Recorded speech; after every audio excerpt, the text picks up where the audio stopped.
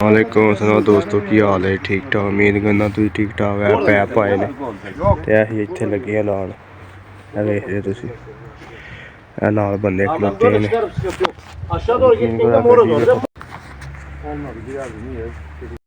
दोस्तों है पैप आए ने ठीक है असीं लगे लान लैत्री घुसता अली नेरे कीती सैंगल पूरे जनाब अली है वेख्या दे लगे है कि ना लवे तरपाल चिकन ते सुबह सुबह गड्डी आई है पैपां दी तभी कि ना लगे पैप बंडल पेड़ पैपां दे जनाब सुबह सुबह दिन माशाअल्लाह वेखो अज कि सोहनी धुप्प लगी है ठीक है अज ना ठंड भी कोनी स्मारा बुका सौक वार्म बुका सौक वार्म बुका सौक या बाकी सुवाना सगारा इसी ज़बान दो ताड़ी वीडियो अच्छी लगी ठीक है थोड़ा लाइक कमेंट करके दूर दस इंशाल्लाह गड्डी है ठीक है 40 पेट्रोल है इंशाल्लाह खाली करा दे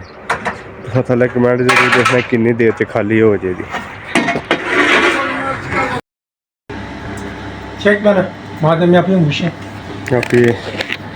दोस्तों सी कि ना लो इधर बोतल लेना आया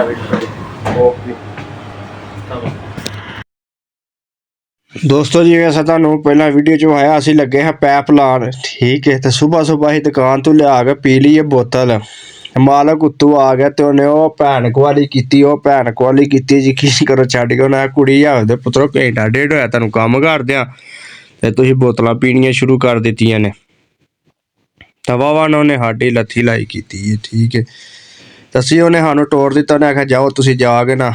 वक्खो वक्ख कम्म करो ते दो बंदे लगे ने हाँ सानू इत्थे टोर छड़िया ठीक है असीं हुण बालन लगे हैं वड्डन ते उम्मीद करना मेरे वीरां भरावां नूं अज दी वीडियो पसंद आई ओहदी लाइक कमेंट करके जरूर दसना ठीक है नाल बंदा लगे है ठीक है असीं बालन चुकना चैनल सबसक्राइब जरूर करना तुहानू नवीं तो नवीं वीडियो मिलती रहे को माशाअल्लाह मौसम किड्डा खूबसूरत है ते ठंड अज कोनी धुप्प माशाअल्लाह बड़ी सोहनी लगी है ठीक है ते असीं हुण तकरीबन लगे हैं बालन शालन वड्डन तो मशीन लगे असीं चलान ते सानू इजाजत दिओ ठीक है ओके अल्लाह हाफिज़।